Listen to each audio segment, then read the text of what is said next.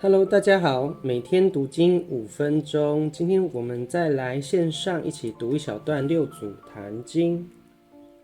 我们目前是要把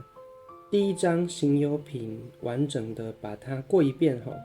并且呢记录下我们在读到每一段原文的时候，我们自己当下的心境产生了哪一些心得和联想，我们就尽量把所有想到的东西记录下来，并且呢每天录个视频当做自己的功课。这就是我们频道主要的风格和内容。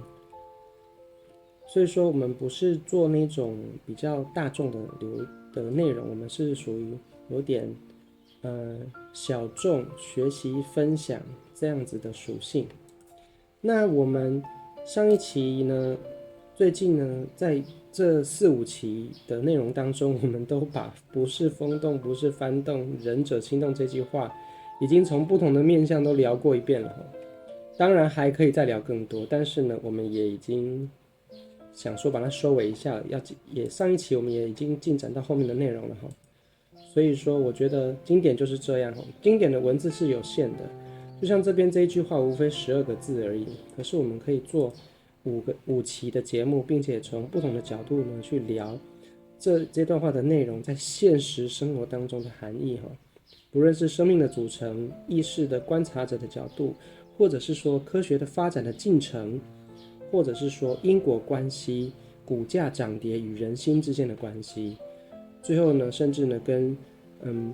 人生所追求的境界哈，从物质的满足到精神到生命的解脱哈。你看5个境界，每一个角度都是跟我们现代人日常生活息息相关的面向。所以读经就是这样，文字是有限的，但是我们在读原文的时候，我们能够去连接的面向是无限的哈。那为什么有限的文字和有限的思维当中能够产生无限的连结呢？这就是因为我们每个人内心深层都有自信智慧，它能够给我们很多，就像源源不绝的水的源头一样哈，源头活水源源不绝而来，这是每个人本来都有的，每个人都有的。而释迦牟尼佛啊，还有六祖慧能啊，甚至呢，历代的，就是许多的佛陀哈，你看七佛应世已经无数。其实释迦牟尼佛之前已经有无数的佛了，释迦牟尼佛并不是第一个佛。所以说，一切的佛陀和一切的圣贤，都是为了要引导每个人去开发自己心中的自信智慧。这就是达摩祖师传下来到六祖慧能的顿教的心法。而达摩祖师其实是第28代祖师，第一代就是释迦牟尼佛。他所说的正法掩藏，就是拈花微笑的时候，迦叶尊者也跟着笑了起来。就是只有他们2个人悟到这个自信智慧。当时迦叶尊者就是第2代，传到第28代就是达摩祖师。达摩祖师他又根据自信智慧的引导，觉得要将这个法脉传到中国，所以他说一花开5叶，到中国会传5代祖师，之后就会普传开来。那这就是28代达摩祖师将心法传到东方来。所以说这个东西跟所有的经典跟玄奘呢去取经不一样的地方在于说，玄奘取经是将珍贵的佛学经典文字还有翻译正确的版本呢带到中国来，而达摩祖师来中国传的是释迦牟尼佛拈花微笑正法掩藏，他传的是心法。所谓的心法，就是要引导大家悟到自己自信智慧的时候，内心当中运作的这个方法，内心当中是要如何运作的一些正确的引导。就像六祖慧能前面引导慧明将军，他引导慧明将军悟本性一样，顿教法门所在做的就是这个引导，以前是要靠自己自修的，修到功果圆满的时候，你才能够悟本性。但是从六祖慧能开始呢，他开创这个顿教法门，就是他会透过老师的引导，透过这个本身老师是物本性的，然后透过物本性的人去引导还没物本性的人。所以他说，人只有分两种，一种是迷，一种是悟。悟就是已经知道自性智慧的存在，你要先知道它的存在，接着呢，你能够与它连结。那迷的人就是说，不但不能跟自性智慧连结，甚至他根本不相信有自性智慧的存在，他只认为人的逻辑思维还有人的肉体身心是最生命的根本，他不相信还有一个源头，意识的源头，生命的源头，他还不相信，或者是说他的认知还没有达到这个阶段。好，这边都是我们以前聊过的内容，我们现在很快速的回顾一下而已。好，那我们现在的话，今天的话，我们再简单的，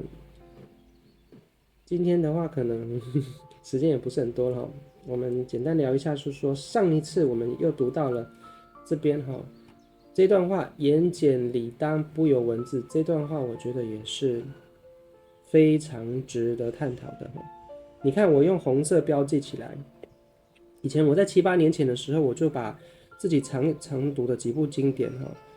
佛家就是六祖坛经、圆觉经、心经，还有金刚经；道家就是道德经跟清净经；儒家就是论语跟大学。我就把原文呢整理成 PPT 的形式，并且我有经过排版。排版之后，你会发现格式会更清楚，而且重点会更清楚。除了排版以外，我还将原文当中的关键字呢用红色来标记出来这样我在读的时候，我马上，因为我读的时候常常是这样子快速浏览，我是这样快速浏览。那我在快速浏览的时候呢，我就可以马上抓到这一段文字当中的重点，而且我们读的次数是一直重复在读的，所以会更容易直接掌握重点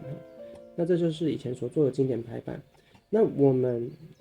今天读到这张投影片呢，其实确实这个红色的标记是我7、8年前标记的，但是我现在读到这段文字，我真的又是很多的心得，确实就是重点你看这边它是什么样呢？前面我们聊到这段话嘛，那印宗法师的法会当中，很多人在探讨《涅盘经》当中的道理。这时候慧能说了一句话仁者心动，引起了印宗法师的注意力。印宗法师呢，觉得这个人到底是什么样的人呢？他到底是何方神圣？然后呢，他到底是真的懂还是假的懂呢？还是刚好说了一句话似是而非呢？所以说终结奥义就是说，印宗法师将慧能请到他的身边来考他啦，这就是要考他，而且考的是什么呢？考的是最深奥的佛法当中最深奥的道理。这时候呢，印宗法师用佛法当中最深奥的一些观念和道理来考六祖慧能，看看他知不知道，并且呢，也看看他能不能够说得清楚。比方说，甚至印宗法师本身就有点疑问的地方，他来考验六祖慧能，看他能不能够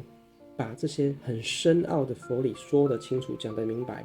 结果发现六祖慧能不但呢说得清楚，讲得明白，而且他所用的文字又是简简单单的，就是他讲一个道理，他不用绕来绕去，然后让你听了好像云里雾里一样，好像你听了觉得他好像很厉害，但是又听不懂他说的一句话都听不懂。就是他讲东西就是道理讲得清楚，而且简单明白的文字就让你直接了解，就有点像我们在问路一样。你问路问说一个人有没有去过一个很隐秘的地方，结果这个人竟然能够很清楚的告诉你那个地方在哪里，不用拐弯抹角，也不用躲躲藏藏，就直接告诉你，直视正路嘛，直接告诉你就在哪里，那地方有什么东西，有什么特征，你怎么走到那边去。而且呢，他所描述的针对这些深奥的道理呢，他在描述的时候，他所使用的文字又不是照本宣科的那些东西。比方说金刚，我举金刚经，我只是举例金刚经的话，大家就会说什么无所住而生其心啊，什么什么的。然后呢，那个一切有为法，如梦幻泡影啊，等等就是我的意思是说，很多的老师呢，很多的人呢，同样是这些同修，我们在学习佛法嘛。当彼此在探讨一些深奥的佛理的时候呢，大家往往说不清楚、讲不明白的时候呢，就把一些自己所记忆、所知道的佛典、某某经典、某某佛经里面的一些某某文字，就把它搬出来了，用来说明说自己的观念是正确的。这是一般常常见到的场景。但是呢，印宗法师一考六祖慧能，发现他完全不依靠这些东西，不是他不懂哦，他问他所有深奥的这些佛理呢，慧能都能够讲得清楚，很清楚的把这个核心观念讲出来，而且他在讲的时候呢，完全不需要依靠任何经典里面这些文字搬出来用，就是不需要用任何过往的大师或是某一部经典讲的某一段话，不用去引用这些文字来说明，他可以用他自己的方式，用他根据印宗法师，根据他对印宗法师的了解，根据他们互动的过程，用最简单的言语呢，就把印宗法师考他的这些很深奥的道理呢，就能够根据印宗法师的程度，他就能够很简单的讲清楚给印宗法师听。所以说，印宗法师考验了一下六祖慧能，发现他说：“行者啊，我觉得你绝对不是普通人，就普通人不可能能够做到这样。所有深奥的佛法经中的道理呢，都考不倒他。